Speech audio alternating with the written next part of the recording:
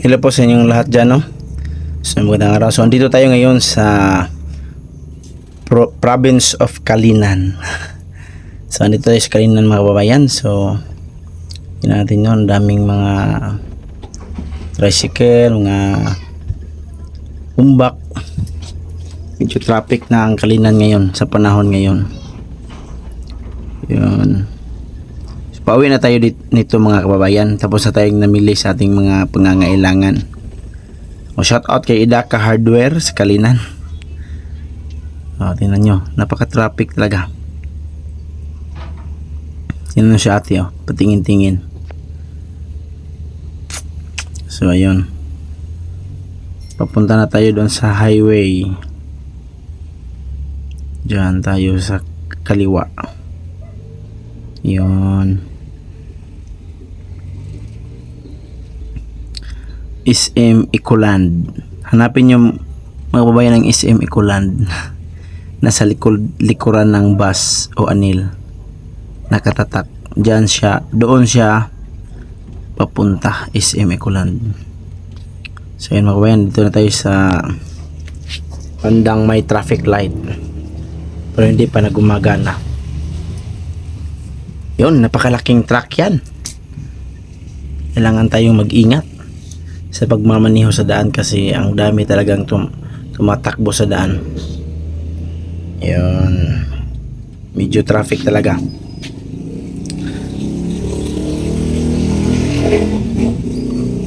Daming mga sasakyan. So sa lahat ng mga nagmamaniho dyan mga kababayan, kailangan nating dubli ingat. Kasi marami yung bumabiyahe at yung iba ay minsan minsan dahil sa problema hindi na maisipan ng mabuti ang pagmamaniho.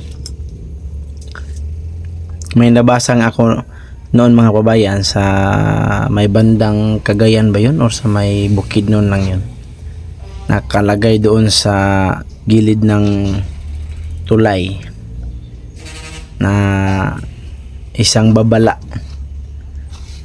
pero nakasulat sa English, nakalagay doon, drive safely because the life you may be save may be your own. Dapat daw mag-ingat tayo sa pagmamaniho kasi ang iniingatan nating buhay ay posibleng sa atin mismo. O kaya yung mga sakay sa ating pinagmamanihong sasakyan o kaya motor. So dito na tayo mga kababayan sa may Gaysan o Grand. Sa gilid, hindi lang makita sa video. Yun, napaka hina talaga ng takbo dahil sa traffic. Yun. Pagkatapos dito mga kababayan, medyo okay na yung takbo dito kasi papunta na tayo sa bandang Lacson, Barangay Lacson. Yun, medyo okay na yung takbo dito. Medyo hindi na marami yung mga sasakyan. Pagkatapos, parang nauhaw tayo mga kababayan. So, daan muna tayo dito. Yun. Tingnan nyo. Yan. Dito talaga kami na dumadaan kapag napakainit. Minsan kami ni Ching dito, dadaan kami dito. Yan mga kababayan, no? Bibili tayo ng melon, ano ba yan? May mangga, may watermelon, nalagyan ng gatas at saka mga ice. Yan. Kasi ang sarap uminom ng malamig. O, tingnan mo, di ba? Magkamukha yung dalawa. At saka nagkapareha yung suot nila. Magkamukha pala silang dalawa. Yung taga-binta at saka yung bumibili. Yun yung mga kababayan, yun. Pinawisan siya ng maraming mga singot dyan. Tapos para silang nagkupol kasi yung suot nila. Yun. Ang lamig. Talagang masarap talaga ito mga kababayan. Marami talagang bumibili dito. Tingnan nyo isang bao-bao, isang umbak. Tawag sa amin dito yan, umbak. Sa iba siguro parang tok-tok tawag niyan. Tingnan nyo yan, dumaan siya kasi gusto niya siguro din lang bumili ng tingnan nga, bibili talaga nga pala ito sila ng watermelon. Shout out kay kuya yung nagbibinta ng lakas ng paninda niya. Ang init daw, sabi ni ate, ang init. Baka bang aircon dito? So ayun, napaka talaga ng init ng araw. Sinag ng init ng araw. Di ba? Makikita natin na napaka talaga. Kaya maramdaman mo talaga ang igang. Tayo na. Alis na tayo mga babayan. Pauwi na tayo kasi napakainit talaga. Mamimiss natin yung lamig sa kabukiran o kabundukan. So ayun, tingnan nyo ako. Tadang! Wow! May napainom-inom. Tingnan nyo. Palingon-lingon pa sa gilid-gilid. Patingin-tingin. Hindi naman makabili. Tingnan nyo. Patabis-tabis pa mga babayan.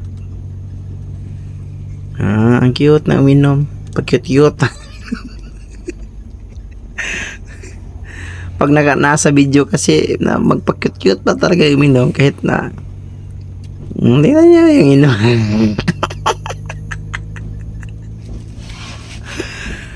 Ay, ngayon ko lang nakita nga nagpag-cute-cute pala ng inom na, pero gula pang video yan mga kabayan. Nga yan. Nga na yan. May pinakita siyang liso. Yan, itanim niya raw yan. Pagka magkaroon pa ng watermelon doon sa bukid. Yan. Kasi mag-isa lang tayo dyan mga kabayan, kaya maglingaw-lingaw lang tayo. Tingnan nyo yung daan. Patungo na tayo sa Barangay Lacson. Sa may Task Force Kalinan. Yun, shout out sa TBS mga kabayan. Ang dami nilang mga stocks na motors. Yun, ang ganda talaga ng panahon ngayon. Panahon na pagbiyahe ko. Tingnan nyo, napakaliwanag talaga.